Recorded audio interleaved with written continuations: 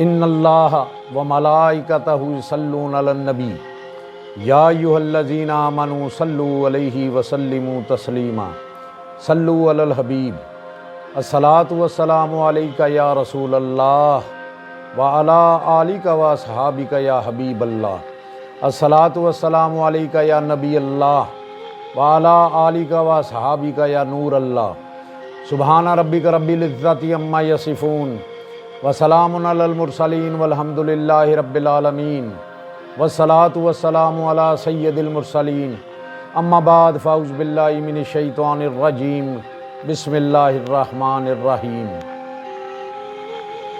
پیارے نبی کریم رؤوف الرحیم حضرت محمد صلی اللہ علیہ وآلہ وسلم کا وصال ظاہری۔ حضرت ابن مسعود رضی اللہ تعالیٰ عنہ سے روایت ہے کہ جب رسول اللہ صلی اللہ علیہ وآلہ وسلم کی جدائی کا وقت قریب آیا تو ہم بے قرار دل لیے اپنے آقا و مولا پیارے آقا کریم صلی اللہ علیہ وآلہ وسلم کی دید کے لیے جناب ام المومنین اماں عائشہ صدیقہ رضی اللہ تعالی عنہا کے مکان میں گئے۔ جدائی کی گھڑی قریب تھی۔ جب حضور صلی اللہ علیہ وآلہ وسلم نے ہمیں دیکھا تو آپ صلی اللہ علیہ وآلہ وسلم کی چشمان مبارک آنسوؤں سے تر ہو گئیں۔ پھر فرمایا تمہیں خوشخبری ہو، اللہ نے تمہیں زندگی دی، اللہ نے تمہیں پناہ دی، اللہ تعالیٰ نے تمہاری امداد فرمائی۔ اللہ سے ڈرتے رہنے کی میں تمہیں وصیت کرتا ہوں اور تمہیں اللہ کی سپرد کرتا ہوں۔ میں تمہارے لیے اللہ تعالیٰ کی طرف سے کھلی نذیر یعنی راہبر ہوں۔ تم اللہ کی سلطنت میں اس کے بندوں پر زیادتی نہ کرنا۔ موت قریب ہے، اللہ کی طرف لوٹ کر جانا ہے، سدرۃ المنتہا کی طرف، جنت الماوا کی طرف، قاص الادنیٰ کی طرف۔ پس تم اپنے آپ پر اور میرے بعد قیامت تک آنے والی میری امت کو میرا سلام پہنچا دینا۔ غمخوار امت رحمت للعالمین صلی اللہ علیہ وآلہ وسلم نے اپنے وصال ظاہری کے وقت جبرائیل علیہ السلام سے فرمایا کہ میرے بعد میری امت کا کون ہے؟ اللہ تعالیٰ نے جبرائیل علیہ السلام کی طرف وحی فرمائی کہ میرے پیارے حبیب علیہ السلام کو خوشخبری سنا دو کہ میں انہیں امت کے بارے میں شرمندہ نہیں کروں گا۔ جب حشر میں لوگ اٹھائے جائیں گے تو آپ صلی اللہ علیہ وآلہ وسلم کی امت سب سے پہلے اٹھے گی۔ جب وہ جمع ہوں گے تو میرا حبیب صلی اللہ علیہ وآلہ وسلم ان کا سردار ہوگا اور شفاعت کا حق لیے مقام محمود پر فائز ہوگا۔ بے شک آپ صلی اللہ علیہ وآلہ وسلم کی امت سابقہ امتوں سے پہلے جنت میں داخل ہوگی۔ یہ سن کر خاتم النبیین مصطفیٰ کریم صلی اللہ علیہ وآلہ وسلم نے ارشاد فرمایا اب میری آنکھیں ٹھنڈی ہو گئی ہیں۔ ام المومنین اماں عائشہ صدیقہ کائنات رضی اللہ تعالیٰ عنہا فرماتی ہیں کہ ہمیں حضور صلی اللہ علیہ وآلہ وسلم نے حکم دیا کہ مجھے 7 کنوؤں کے پانیوں سے غسل کرایا جائے۔ آپ صلی اللہ علیہ وآلہ وسلم کے حکم کی تعمیل اسی طرح کی گئی جس طرح کہ آپ نے ارشاد فرمایا، تو آپ صلی اللہ علیہ وآلہ وسلم نے راحت محسوس کی۔ پھر باہر تشریف لے گئے اور نماز پڑھائی اور شہدائے احد کے لیے بخشش کی دعا فرمائی۔ دعا فرما کر آپ نے انصار کے لیے وصیت کرتے ہوئے فرمایا اے گروہ مہاجرین تم بڑھتے رہو گے اور انصار اپنی موجودہ حالت پر باقی ہیں، وہ نہیں بڑھے۔ انصار میرے رازدار ہیں جن کی طرف میں نے پناہ لی ہے، لہٰذا ان کے نیک کی عزت کرو اور غلطی کریں تو درگزر کرو۔ پھر فرمایا بندے کو اختیار دیا گیا ہے کہ دنیا کو اور جو اللہ کے پاس ہے اسے پسند کرے۔ جناب حضرت ابو بکر صدیق رضی اللہ تعالیٰ عنہ رو دیے اور سمجھ گئے کہ اس بندہ سے مراد خود آقا کریم صلی اللہ علیہ وآلہ وسلم کی ذات اقدس پر انوار ہیں۔ تب آپ صلی اللہ علیہ وآلہ وسلم نے فرمایا اے ابو بکر تسلی رکھو، ابو بکر کے دروازے کے سوا مسجد نبوی کی طرف کھلنے والے تمام گھروں کے دروازے بند کر دو، کیونکہ میری مصاحبت یعنی میرا ساتھ دینے میں کوئی آدمی ابو بکر سے بڑھ کر افضل میرے علم میں نہیں۔ ام المومنین اماں عائشہ صدیقہ رضی اللہ تعالی عنہا فرماتی ہیں کہ میری جان میرے رسول پاک صلی اللہ علیہ وآلہ وسلم نے میرے گھر میں، میرے دن میں، میری گود میں، میرے دل اور حلقوم یعنی سانس کی نالی کے درمیان وصال فرمایا۔ اللہ تعالیٰ نے آپ کی اس دنیا سے پردہ پوشی کے وقت میرے اور آپ کے لاب دہن کو جمع کر دیا۔ میرے گھر میرا بھائی عبد الرحمن آیا تو اس کے ہاتھ میں مسواک تھی۔ آپ صلی اللہ علیہ وآلہ وسلم مسواک کی طرف دیکھنے لگے، میں سمجھ گئی آپ صلی اللہ علیہ وآلہ وسلم مسواک پسند فرما رہے ہیں۔ اس پر میں نے کہا آپ صلی اللہ علیہ وآلہ وسلم کے لیے لے لوں؟ آپ صلی اللہ علیہ وآلہ وسلم نے سر سے اشارہ فرمایا، ہاں۔ میں مسواک لے کر حضور اقدس صلی اللہ علیہ وآلہ وسلم کے دہن مبارک میں اسے رکھ دیا تو وہ آپ کو سخت محسوس ہوئی۔ میں نے عرض کیا کیا نرم کر دوں؟ آپ صلی اللہ علیہ وآلہ وسلم نے سر کے اشارے کے ساتھ نرم کرنے کو فرمایا۔ میں نے اسے اپنے منہ میں لے کر چبا کر نرم کیا۔ آپ صلی اللہ علیہ وآلہ وسلم کے سامنے پانی کا برتن تھا، آپ اس میں اپنا ہاتھ داخل کرتے اور فرماتے لا الہ الا اللہ۔ پھر آپ صلی اللہ علیہ وآلہ وسلم نے اپنا ہاتھ سیدھا کیا اور فرمایا الرفیق الاعلیٰ، الرفیق الاعلیٰ، یعنی اللہ تعالیٰ کی ملاقات مطلوب ہے۔ میں نے عرض کیا پھر تو آپ صلی اللہ علیہ وآلہ وسلم ہمارے پاس نہیں رہیں گے۔ حضرت سعید بن عبداللہ رضی اللہ تعالیٰ عنہ نے اپنے والد سے روایت کی ہے کہ جب انصار نے دیکھا کہ حضور پر انوار صلی اللہ علیہ وآلہ وسلم کی طبیعت مبارکہ میں گرانی کا اضافہ ہوتا چلا جا رہا ہے تو مسجد نبوی کے گرد پروانہ وار، پروانہ رسالت، جہاں نثاران مصطفیٰ، انصار و مہاجرین، صحابہ اکرام رضوان اللہ تعالیٰ علیہم اجمعین اضطرابی حالت میں ادھر ادھر پھرنے لگے۔ پھر حضرت عباس رضی اللہ تعالیٰ عنہ ختم المرسلین صلی اللہ علیہ وآلہ وسلم کے خدمت اقدس میں حاضر ہوئے اور لوگوں کی حالت اور ان کے غم اور اندیشہ آپ کی خدمت میں بیان کیا۔ پھر حضرت فضل رضی اللہ تعالیٰ عنہ بھی تشریف لائے، انہوں نے ایسا ہی عرض کیا۔ ان کے بعد حضرت علی کرم اللہ وجہ الکریم بھی بارگاہ حبیب رب العزت میں تشریف فرما ہوئے اور انہوں نے بھی یہی الفاظ دہرائے، اس پر بے کسوں کے سہارے غم خار امت صلی اللہ علیہ وآلہ وسلم اپنے پیارے صحابہ کے بے قرار دلوں کو تسکین دینے کے لیے، اپنے پیارے صحابہ کے بے قرار دلوں کو تسکین دینے کے لیے اپنا ہاتھ آپ نے بڑھایا اور کہا تھام لو مجھے، اور پوچھا کیا کہتے ہو؟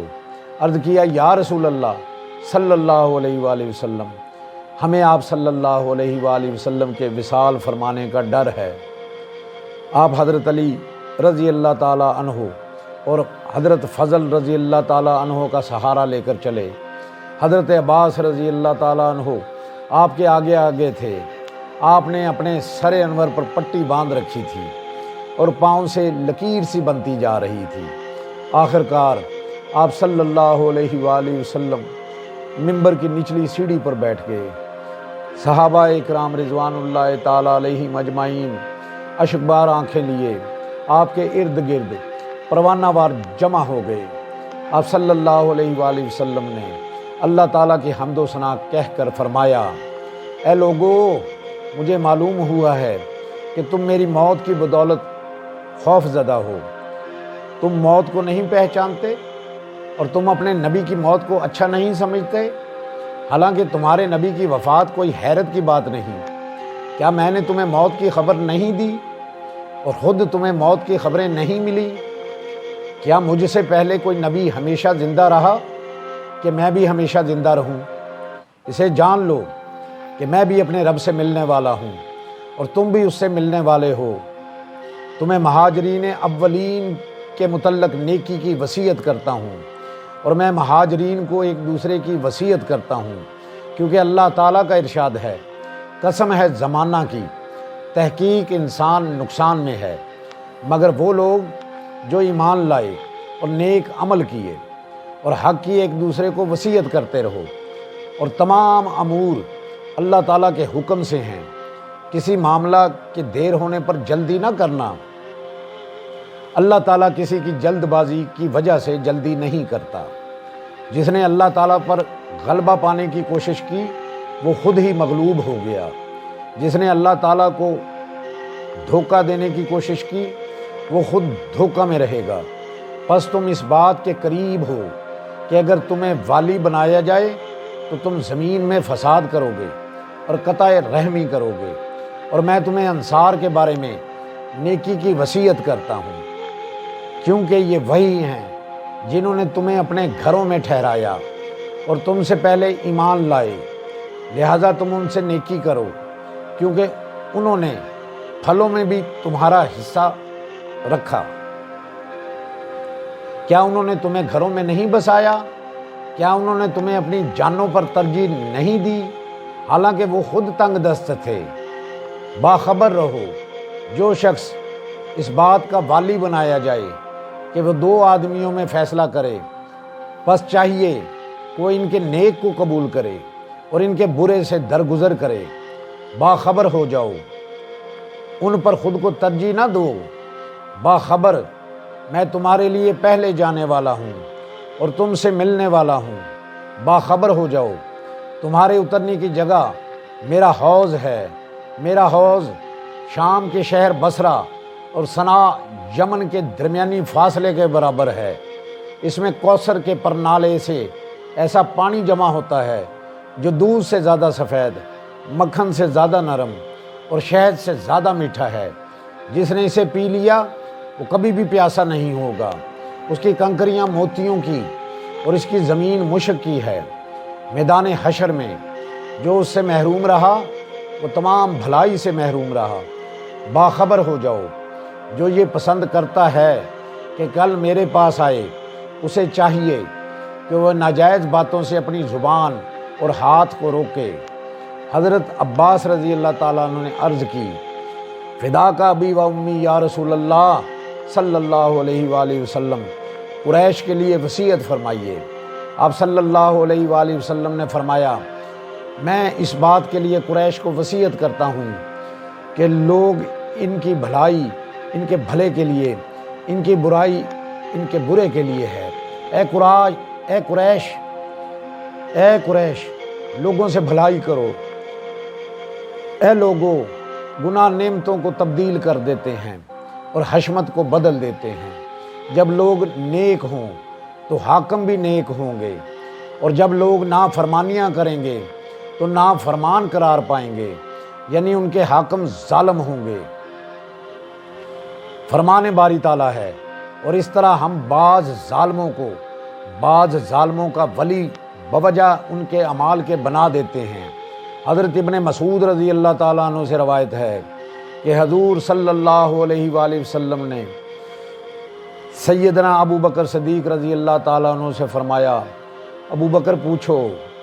عرض کیا، یا رسول اللہ صلی اللہ علیہ وآلہ وسلم، ابو بکر، اس کے ماں باپ، اس کے اہل و عیال آپ صلی اللہ علیہ وآلہ وسلم پر قربان۔ یا رسول اللہ، وفات قریب ہے؟ آپ صلی اللہ علیہ وآلہ وسلم نے فرمایا، وقت بالکل ہی قریب ہے۔ ابو بکر رضی اللہ تعالیٰ عنہ نے عرض کی، یا رسول اللہ صلی اللہ علیہ وآلہ وسلم، جو کچھ اللہ کے ہاں ہے آپ کو مبارک ہو، کاش ہم اپنے ٹھکانے کو جانتے۔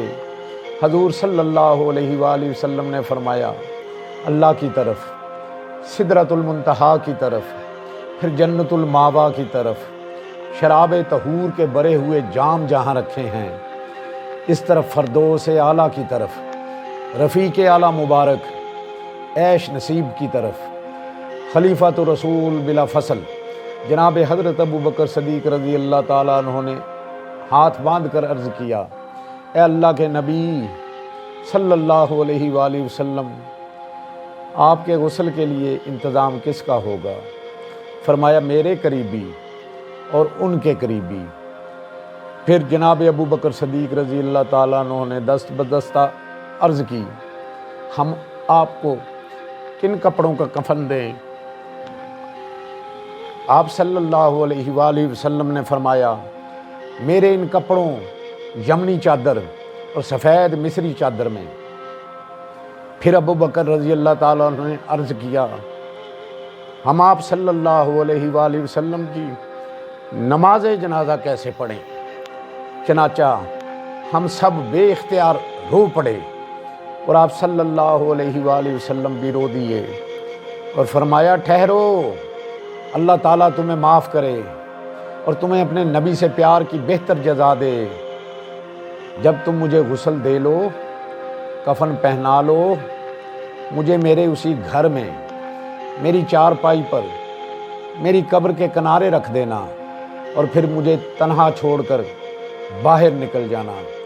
سب سے پہلے اللہ تعالیٰ مجھ پر صلاۃ و سلام پڑے گا جو تم پر رحمتیں بھیجتا ہے، اور اس کے بعد فرشتے جو تمہارے لیے مغفرت طلب کرتے ہیں۔ پھر فرشتوں کو مجھ پر درود کی اجازت دی جائے گی، اور سب سے پہلے اللہ کی مخلوق سے جبرائیل علیہ السلام میرے پاس آئیں گے، وہ مجھ پر درود پڑھیں گے، پھر میکائیل، پھر اسرافیل، اور پھر ایک جماعت کثیر کے ساتھ اسرائیل علیہ السلام درود پڑھیں گے، پھر تمام فرشتے آئیں گے، اور اس کے بعد تم گروہ در گروہ داخل ہونا اور گروہوں کی صورت میں مجھ پر درود و سلام پڑھنا، چیخ و پکار اور رونے دھونے کے باعث مجھے تکلیف نہ دینا۔ سب سے پہلے تم میں سے امام ہی آغاز کرے، میرے اہل بیت قریب قریب شروع کریں، پھر عورتوں کا گروہ، پھر بچوں کا گروہ آئے، مجھ پر درود پڑھتا ہوا۔ حضرت ابو بکر صدیق رضی اللہ تعالیٰ عنہ نے عرض کی، یا رسول اللہ صلی اللہ علیہ وآلہ وسلم، آپ صلی اللہ علیہ وآلہ وسلم کو قبر انور میں کون اتارے گا؟ فرمایا، میرے انتہائی قریبی اور ان کے قریبی، اور فرشتوں کی کثیر تعداد کے ساتھ وہ مجھے قبر میں اتاریں گے، مگر تم انہیں نہیں دیکھ سکو گے، وہ تمہیں دیکھتے ہوں گے۔ اٹھو، اب جو میرے بعد آنے والوں تک ان کو میری طرف سے تعلیم اسلام پہنچاؤ۔ اماں عائشہ صدیقہ ام المومنین رضی اللہ تعالیٰ عنہ سے روایت ہے کہ جس دن آقا کریم صلی اللہ علیہ وآلہ وسلم نے وصال ظاہری فرمایا، اس دن آپ صلی اللہ علیہ وآلہ وسلم کو لوگوں نے دن کے ابتدائی حصہ میں آپ کی طبیعت کو بہتر پایا، اور وہ خوشی سے اپنے گھروں میں لوٹ گئے اور کام کاج میں لگ گئے، اور آپ کو عورتوں کے درمیان تنہا چھوڑ گئے۔ ہم بھی بہت خوش، اتنے خوش کہ اس سے پہلے کبھی نہ ہوئے۔ اچانک حضور صلی اللہ علیہ وآلہ وسلم نے فرمایا، تم سب عورتیں باہر چلی جاؤ، کیونکہ فرشتہ مجھ سے اندر آنے کی اجازت طلب کر رہا ہے۔ اماں عائشہ صدیقہ رضی اللہ تعالی عنہا فرماتی ہیں، چنانچہ میرے سوا باقی تمام عورتیں باہر چلی گئیں، اور آپ کا سر اقدس میری گود میں تھا۔ آپ بیٹھ گئے اور گھر کے کونے میں ہو گئی۔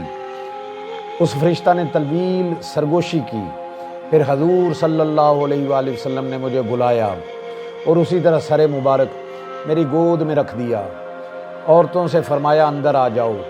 میں نے آپ صلی اللہ علیہ وآلہ وسلم کی خدمت اقدس میں عرض کی، یا رسول اللہ صلی اللہ علیہ وآلہ وسلم، یہ آہٹ جبرائیل کے آنے کی نہیں لگی؟ آپ صلی اللہ علیہ وآلہ وسلم نے فرمایا، عائشہ، یہ ملک الموت تھا جو میرے پاس آیا تھا، اور اس نے کہا کہ اللہ تعالیٰ نے مجھے سلام بھیجا ہے اور مجھے بھیجا ہے، اور فرمایا ہے کہ میں آپ صلی اللہ علیہ وآلہ وسلم کی اجازت کے بغیر آپ صلی اللہ علیہ وآلہ وسلم کے پاس نہ آؤں، اگر اجازت دیں تو اندر آؤں۔ اور اللہ تعالیٰ نے مجھے یہ بھی حکم دیا ہے کہ آپ صلی اللہ علیہ وآلہ وسلم کی اجازت کے بغیر میں اپنی ڈیوٹی سر انجام نہ دوں، یعنی روح قبض نہ کروں۔ میں نے کہا ٹھہرو تاکہ جبرائیل آ جائیں، یہ ان کے آنے کا وقت ہے۔ جبرائیل بھی میرے آقا صلی اللہ علیہ وآلہ وسلم کے دیوانے اور عاشق رسول تھے۔ جبرائیل میں امین تمام نبیوں کے پاس اللہ کی وحی کا پیغام لاتے، اور سب سے زیادہ جس نبی کے پاس آپ حاضر ہوئے ان کا نام حضرت ابراہیم علیہ السلام ہے، جن کے پاس آپ 72 دفعہ تشریف لائے۔ اور میرے پیارے نبی کریم صلی اللہ علیہ وآلہ وسلم کی شان دیکھیں، 24,000 سے زیادہ دفعہ جبرائیل امین بارگاہ نبوی میں حاضر ہوئے۔ 40 سال کی عمر سے وحی شروع ہوئی، اور 40 سال سے لے کر 63 سال 4 ماہ کی عمر تک 24,000۔ اس کا مطلب کہ جبرائیل امین بہانے ڈھونڈتے تھے بارگاہ رسالت میں حاضر ہونے کے لیے۔ آقا کریم صلی اللہ علیہ وآلہ وسلم نے فرمایا، اے اسرائیل ٹھہر جاؤ تاکہ جبرائیل آ جائیں، یہ ان کے آنے کا وقت ہے۔ ام المومنین حضرت عائشہ صدیقہ رضی اللہ تعالیٰ عنہ نے فرمایا، اب ہمارے سامنے ایسا معاملہ تھا جس کا ہمارے پاس کوئی جواب نہ تھا۔ ہم شدت غم سے حیران کھڑے تھے، سب اہل خانہ پر شدت رعب تھا اور کوئی کلام نہ کر سکتا تھا۔ ہم شدت غم سے حیران تھے، سب اہل خانہ پر شدت رعب تھا اور کوئی کلام نہ کر سکتا تھا۔ ایسے میں جبرائیل تشریف لائے، انہوں نے سلام کیا۔ میں نے ان کے حسن کلام سے سمجھ لیا کہ سب گھر والے باہر نکل گئے اور اندر تشریف لائے وہ، اور کہا اللہ تعالیٰ فرماتا ہے، آپ صلی اللہ علیہ وآلہ وسلم خود کو کیسا محسوس کر رہے ہیں، حالانکہ وہ آپ صلی اللہ علیہ وآلہ وسلم کے متعلق خود زیادہ جانتا ہے۔ آپ صلی اللہ علیہ وآلہ وسلم کے مالک یعنی اللہ کا ارادہ ہے کہ آپ صلی اللہ علیہ وآلہ وسلم کے شرف میں اضافہ فرمائے، اور مخلوق میں آپ صلی اللہ علیہ وآلہ وسلم کا وقار انتہا کو پہنچ جائے، اور آپ صلی اللہ علیہ وآلہ وسلم کی امت میں مثال ہو جائے اور سنت قرار پائے۔ آپ صلی اللہ علیہ وآلہ وسلم نے فرمایا، مجھے تکلیف محسوس ہو رہی ہے۔ فرمایا اللہ تعالیٰ کا ارادہ ہے کہ آپ صلی اللہ علیہ وآلہ وسلم کو مقام صبر تک شرف عطا فرمائے، جو صرف آپ صلی اللہ علیہ وآلہ وسلم کے لیے تیار کیا گیا ہے۔ پھر آپ صلی اللہ علیہ وآلہ وسلم نے فرمایا کہ ملک الموت نے میرے پاس آنے کی اجازت طلب کی اور ساری بات بتائی۔ اس جبرائیل نے فرمایا، اللہ تعالیٰ آپ صلی اللہ علیہ وآلہ وسلم کا مشتاق ہے، کیا اس نے بتایا نہیں؟ واللہ اس نے آج تک کسی سے اجازت طلب نہیں کی اور نہ ہی آئندہ کرے گا۔ اللہ تعالیٰ آپ صلی اللہ علیہ وآلہ وسلم کی عظمت کو مکمل کرنے والا اور مشتاق ہے۔ آپ کی مرتبہ ملک الموت آئے تو نہ ہٹائیے گا۔ پھر عورتوں کو اجازت ہوئی، پھر سیدہ فاطمہ الزہرا سلام اللہ علیہ خاتون جنت رضی اللہ تعالیٰ عنہ آپ کے پاس تشریف لائیں۔ آپ نے فرمایا میرے قریب آؤ، چنانچہ وہ آپ صلی اللہ علیہ وآلہ وسلم پر جھک گئیں۔ آپ نے ان کے کان میں کچھ ارشاد فرمایا، اس سے ان کے آنسو جاری ہو گئے اور بے اختیار رو پڑی۔ تو آپ صلی اللہ علیہ وآلہ وسلم نے سیدہ خاتون جنت سلام اللہ علیہ سے فرمایا، بیٹا پھر میرے قریب آؤ۔ وہ قریب جھک گئیں تو آپ صلی اللہ علیہ وآلہ وسلم نے ان کے کان میں کچھ کہا تو ہنس رہی تھیں اور بات بھی نہ کر سکتی تھیں۔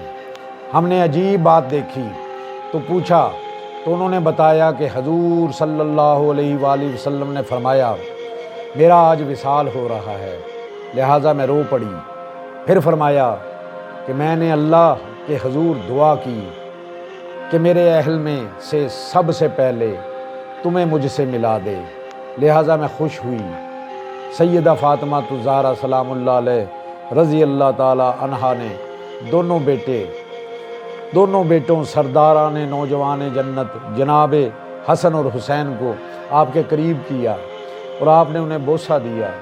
ام المومنین صدیقہ کائنات عائشہ رضی اللہ تعالیٰ عنہ فرماتی ہیں کہ اس کے بعد پھر ملک الموت تشریف لائے اور سلام کر کے اجازت طلب کی۔ آپ نے اجازت فرما دی۔ فرشتے نے کہا اے محمد صلی اللہ علیہ وآلہ وسلم، آپ ہمیں کیا حکم دیتے ہیں؟ آپ صلی اللہ علیہ وآلہ وسلم نے فرمایا مجھے میرے رب سے ملا دو۔ اس نے کہا ہاں آج کے دن میں ہوگا، اللہ تعالیٰ آپ صلی اللہ علیہ وآلہ وسلم کا مشتاق ہے۔ میں آپ صلی اللہ علیہ وآلہ وسلم کے سوا کسی کے ہاں بار بار نہیں گیا اور نہ کبھی گھر میں داخل ہونے کی اجازت طلب کی۔ ایک گھڑی باقی ہے۔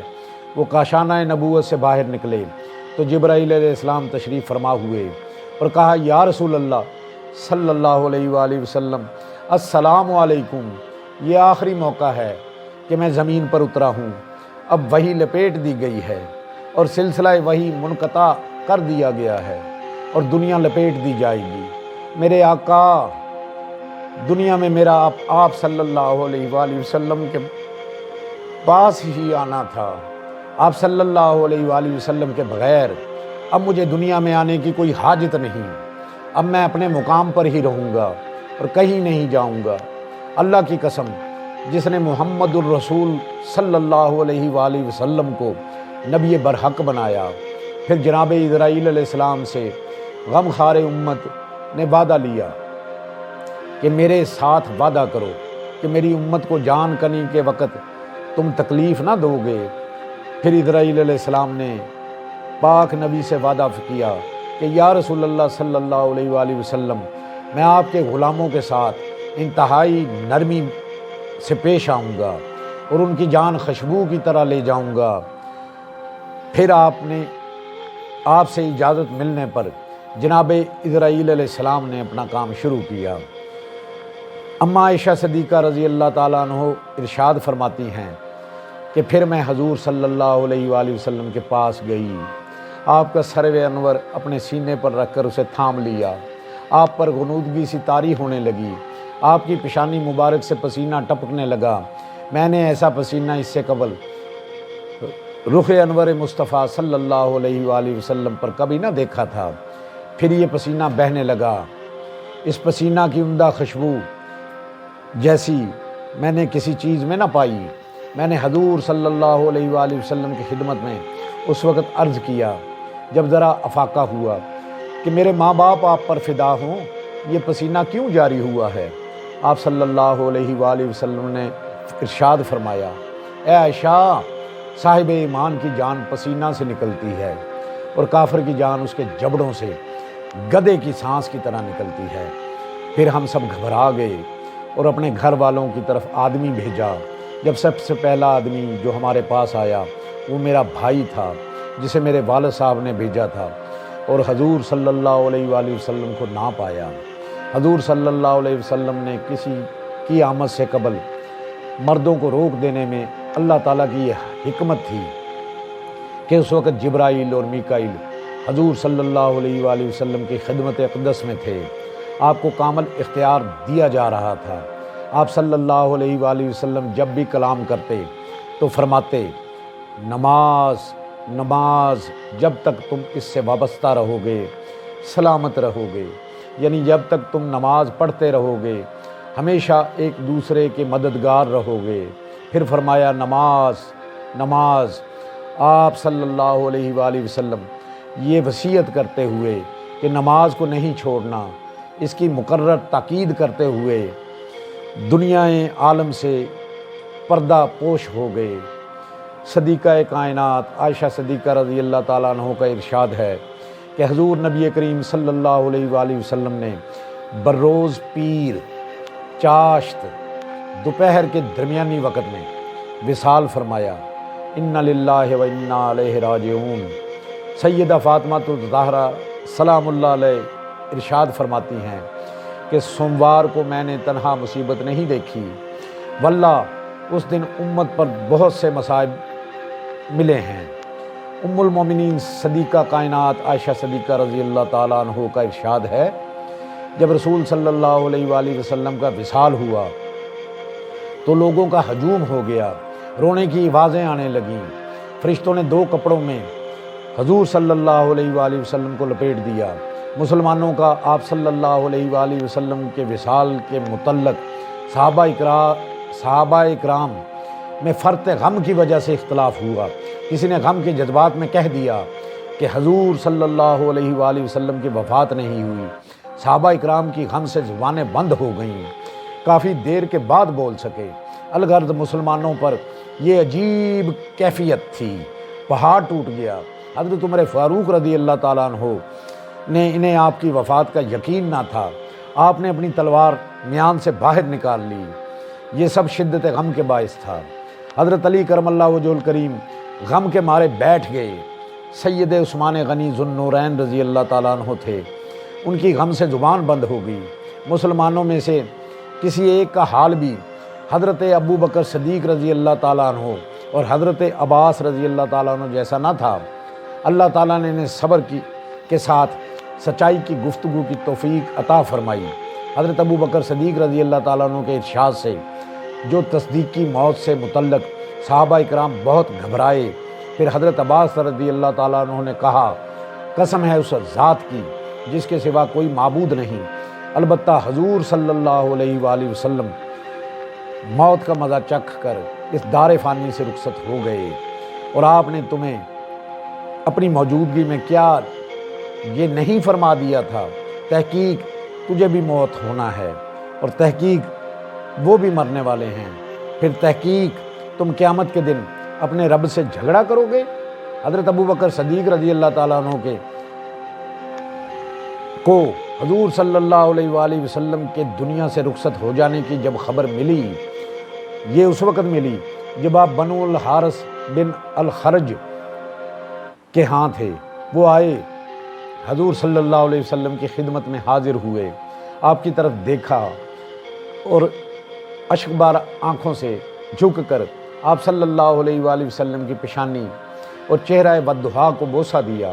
عرض کیا، یا رسول اللہ، میرے ماں باپ آپ پر قربان، اللہ تعالیٰ آپ کو 2 مرتبہ موت کا ذائقہ نہیں چکھائے گا۔ واللہ رسول اللہ صلی اللہ علیہ وآلہ وسلم رخصت ہو گئے۔ پھر آپ لوگوں میں آئے اور فرمایا، اے لوگو، جو شخص محمد رسول اللہ صلی اللہ علیہ وآلہ وسلم کی عبادت کرتا تھا، سن لے، بس محمد صلی اللہ علیہ وسلم تو رحلت فرما گئے، اور جو محمد صلی اللہ علیہ وآلہ وسلم کے رب کی عبادت کرتا ہے، سن لے، وہ تو زندہ ہے اور وہ موت سے پاک ہے۔ اللہ تعالیٰ کا فرمان ہے، اور نہیں ہے محمد صلی اللہ علیہ وسلم ما سوا مگر ایک رسول کے، تحقیق اس سے پہلے بھی پیغمبر گزرے ہیں، پس اگر وہ فوت ہو جائیں یا قتل کر دیے جائیں تو پھر تم اب کیا اپنی ایڑیوں پر پھر جاؤ گے؟ اب لوگوں کا یہ حال تھا کہ انہوں نے گویا یہ آیت پہلے ہی دن سنی ہو۔ ایک روایت ہے کہ سیدنا ابو بکر صدیق رضی اللہ تعالیٰ عنہ کو اطلاعات ملی کہ وہ رسول اللہ صلی اللہ علیہ وسلم کے مکان میں حاضر ہوئے اور حضور نبی کریم صلی اللہ علیہ وآلہ وسلم پر درود بھیج رہے تھے، اور ان کی آنکھوں سے آنسو بہہ رہے تھے، ہچکی بندھی ہوئی تھی، ایسے جیسے پانی سے بھرا گھڑا اچھلتا ہے۔ اس حالت میں بھی ان کے پائے استقلال میں لغزش نہ آئی، وہ حضور صلی اللہ علیہ وسلم پر جھک گئے، چہرہ انور پر سے کپڑا ہٹایا، آپ کی پیشانی اور رخساروں کو بوسہ دیا، اور پھر چہرہ انور پر ہاتھ پھیرا اور رونا شروع ہو گئے۔ روتے ہوئے کہہ رہے ہیں، میرے ماں باپ، میرے اہل و عیال، یا رسول اللہ صلی اللہ علیہ وآلہ وسلم آپ پر قربان ہوں، آپ زندگی اور وفات ہر حال میں خوش رہیں۔ آقا کی جدائی کے بعد جناب ابو بکر صدیق رضی اللہ تعالیٰ عنہ کا جگر فراق رسول میں مسلسل سلگنے لگا اور اس قدر جل گیا کہ آپ کے منہ سے بھنی ہوئی کلیجی کی بو آتی تھی۔ پیارے آقا کریم صلی اللہ علیہ وآلہ وسلم کی وفات سے سلسلہ وحی ختم ہوا۔